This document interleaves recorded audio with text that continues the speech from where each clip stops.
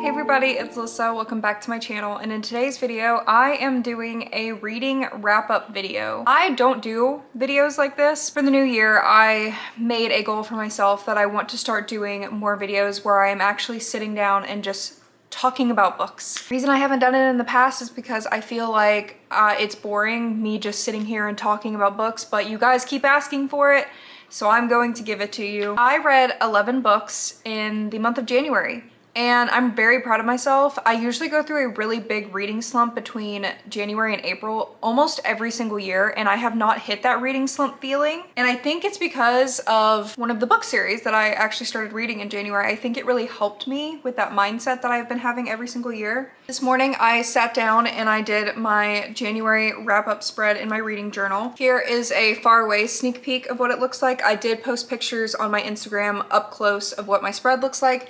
But every single month I'm going to be putting my Storygraph stats printed out on here, and then I'm going to post my favorite book and then just do a collage that has like the theme of the month. So the theme of this month was definitely like mafia, spy, cop type romances, and because that's pretty much what I read mostly this month. So I'm going to go through every book I read, talk about it a little, and give you guys my opinion on it. The first book I read this year was Dante by Sadie Kincaid. I'm gonna have them on the screen right here so you guys can see the book cover. This was my first read of the year and I hated it. And as soon as I finished the book, I was like, oh, this is how the beginning of the year is gonna go. I'm gonna go into a reading slump, and I felt so defeated. I love mafia romances, and I usually read them to kind of get through that slump feeling because they usually always hit pretty well for me. There have been some that are just not good for me, and this was one of them. I'm gonna be so real with you guys. It was so unmemorable that I could not even remember or tell you what it was about, and I read it less than a month ago. The one thing I do remember though is it was pretty much just erotica. I wouldn't say it was even a romance. It was just smut. Bless you. It was just smut over and over and over and over again. Bless you. Why is he sneezing? So if that's your thing, go for it. But it is not mine. I do like a plot. I love a good romance build-up. And this book did not have that, in my opinion. Also, my least favorite trope was in this book, which I feel like it's kind of a spoiler, so I'm not going to say it. But if you guys have been watching my channel for a while, you know my least favorite trope. Okay, you know it. And it was in this book. So yeah, 1 star. I almost DNF'd it, but I didn't want to DNF at like 70%. So I pushed through it and it was pretty terrible. The next book that I read is actually my favorite book of the month. And that was The Predator by Runix. This is the first book in the Dark Verse series. The entire series is on Kindle Unlimited, and that is where I read it. I am currently reading the 4th book here on my Kindle. I loved this book. And I will admit, looking back and after reading the reviews, I was like, okay, maybe this book like wasn't the best, and it was kind of goofy, and the main character was a little weird. But I really ate up this romance, guys. This is also a mafia story. The main girl character, she is a mafia princess. Her dad is a big mafia boss, and she is a queen, okay? Marana, I think that's how you say her name, or Marona. She is stunning, beautiful, amazing. I loved her. I literally loved her. She is an IT wizard, is incredibly smart, and she figures out these codes to basically expose all of the mafia groups in her area and just take down basically everyone. But when she makes these codes, she is making them with her ex-boyfriend. Her ex-boyfriend takes off with the codes, and then we're basically in a chase where she's trying to find these codes, and the enemy mafia leader is also trying to find these codes so he doesn't get taken down. So they team up together. It's an enemies to lovers. It's actually true enemies to lovers, and they are teaming up together, enemies, to try to find these codes so they basically don't get killed and like destroy the world because of what she has found out. All of the characters have pretty deep trauma. There are a lot of trigger warnings, so definitely read those. The main male character was very brooding, and the romance was very slow burn. They truly don't get together until the 2nd book. So that is slow burn, and that is what I wanted, and that is what I love in a romance book. So it's just their romance slowly building with him slowly opening up to her and actually speaking, because he doesn't even really talk to people. And she is just a badass. And I don't really want to say too much because I want you guys to just enjoy their romance like I did. I agree with the critiques of the book when I read the reviews, but I ate it up, okay? I ate it up. They are my favorite couple so far in the entire series. I love them forever. I love them, okay? So I read the first book, which is The Predator. 5 stars. My first 5-star read of the year. Then, immediately, and keep in mind guys, I read all of these books within like 4 or 5 days. Like I would just sit and finish the books in one sitting. That's how much I was enjoying them. This second book is still following the same couple from the first book. So they have 2 books that are talking and growing their romance and their plot and their story. This one, I think I gave 3 stars. No, I gave it 4 stars. And I thought my review was kind of funny because if you guys read it, then you know. But my review was, I don't have words for how I'm feeling, but that's okay because Tristan never does either. I really liked my review and I thought it was funny. Then I took a little break from reading actual books, and this manga are actual books as well. But I got my new e-reader, my Big Me e-reader, which you guys watched the unboxing of me doing it. And because I got that e-reader, I wanted to read some manga so I could really get a grasp on how good the e-reader is. So I decided to open up Shonen Jump, which is the app that I use to read manga, and I picked up Romantic Killer. Romantic Killer only has 4 volumes from what I understand. And I read all 4 volumes this month. Well, actually I finished the 4th volume literally this morning. So I've read the first 3 volumes in the month of January. This series was really cute. I give it an average rating of about 3 stars. Nothing crazy, but it was just a fun, cute read. This is about a main character who is an introvert. She loves video games, cats, and chocolate. Me, literally me and a main character.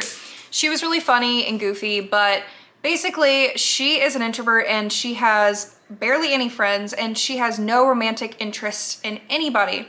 So this magical fairy pops up in her life and is like, I am taking away all of your video games, all of your cats, and all of your chocolate, and I'm going to force these romantic interests onto you and you are going to have to fall in love. That's exactly what happens. Everything she loves gets taken from her and she's forced to be in these friendships and relationships with these men and these women. And romance actually starts blooming. Beautiful friendships start blooming.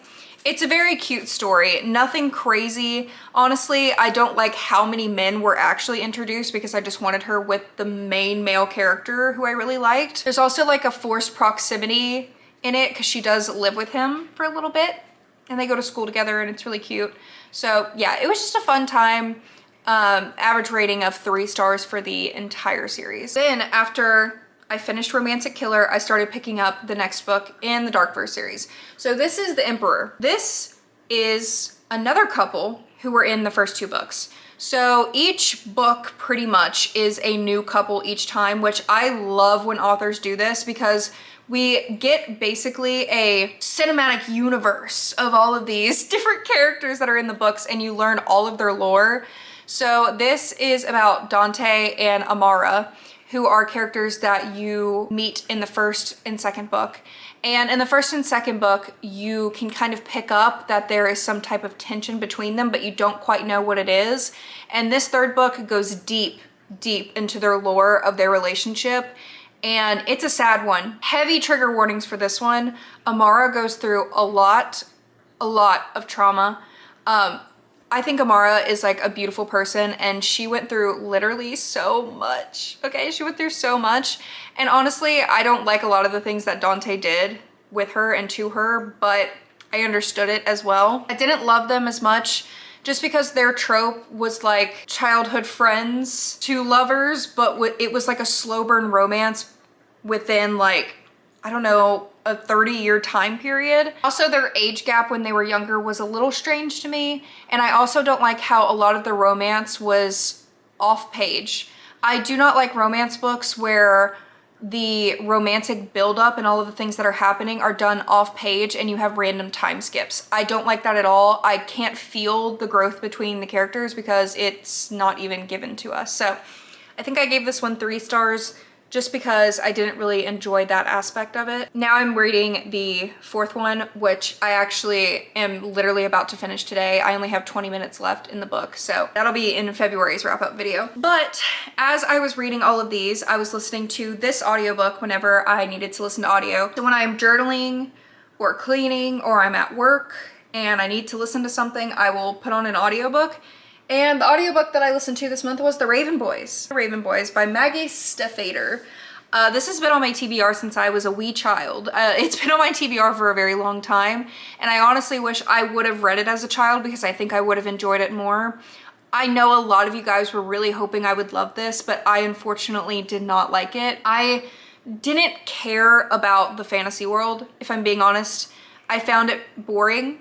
And I didn't care about any of the characters. I thought that they were just all kind of annoying. And I also did not like the audiobook narrator. His voice was like literally grating to my ears. So yeah, I really liked Blue, and I really liked Blue's family because they were very like witchy and stuff. But this is about a main girl character who is in high school. They are all in high school. This is a young adult book, and her family are full of witches, and Blue is the only one in her family who does not have any type of like magical abilities like her family does. The only thing that she is able to do is make magic stronger for her witchy family. So her family does these like readings and stuff, and there are these Raven Boys that come into the shop and they get their fortune told, and then there's like this whole budding romance where if she kisses a guy, then she'll kill them or something. I don't know. I don't like how the book, literally like the whole back of the book talks about the fact that she can't be in love with someone because she will kill them if she kisses them, but it's only talked about a couple of times in the book. Like it's not even really talked about too much. So I thought that was a little weird how that was like advertised so much on the book, but it's not actually really talked about that. So I gave it 1 star. I don't know if I said that. I'm sorry to everybody who wish I liked it. I didn't like it. I wish I did though. Then I was at work, bored. I didn't feel like reading a actual book, so I started picking up some graphic novels that were just on the shelf. If you guys are new here, I work at a library. So I went and I grabbed some graphic novels because I like to read those to pass the time. I picked up the Beautiful Creatures graphic novel because I loved Beautiful Creatures when I was younger. I loved the movie as well. This graphic novel was not great. I gave it 2 stars, and I only gave it 2 stars because of the art. I think Cassandra Jean is a really good artist, and I really love the art style, and I thought Sandra made the characters look really cool. I just don't think that it was done well being adapted into a graphic novel. Like I couldn't differentiate the difference between flashbacks and present time. That was not done well at all. And yeah, I mean, there's not much more to say. And lastly, I have 2 manga, and these are actually, I believe, French or Italian manga graphic novels. I guess it wouldn't be considered manga if it was, I don't know. But it's Veil by Kotteri. I don't know how to say the author's name. First book has her, the lovely, lovely main character. And then the second book is him. So the 2 book covers go together, which you're not really able to see very well. They are so hot. Okay, I got these digital arcs from NetGalley. So these physical translated manga are not published yet. I believe that they come out in March. I'll put the information for them down below in the description box. So thank you to the publisher for sending me the arcs of these. These were translated from French, I believe. The art should be in a fashion magazine. I'm obsessed with the art style, and the story is not really like a full-blown story. It's just a bunch of little short stories of these 2 characters interacting with each other. Main woman character, she is blind, so there is blind representation there, and it's actually very, very sweet the way the author writes her and writes their relationship. And she's walking down the street one day with her cane, and she hits a police officer with her cane, obviously, because she can't see him. And he is the police officer, this handsome ginger right here. And he's like, "Do you need help, ma'am?" And she's like, "Oh, I'm sorry, I didn't see you, I'm blind." And then basically the 2 volumes that I read just go into little short stories of their romance. Long story short, she needs a job. He offers for her to have a job at the police station. And then there's just cute little short stories of them interacting at the police station together, of her sleeping in his office so she feels safe, of him doing her makeup, of him putting her clothes on for her. Just genuinely caring about her and taking care of her and not treating her like she is incapable of doing things. And they are hot, okay? They are so hot together. And this author, I feel like they should be drawing things for fashion magazines because the fashion was so good. And I gave them both 4 stars. And there are many more volumes, but they are not translated to English yet. So when they do get translated to English, or if you guys know where I can read them in English, please let me know because I want to continue reading them.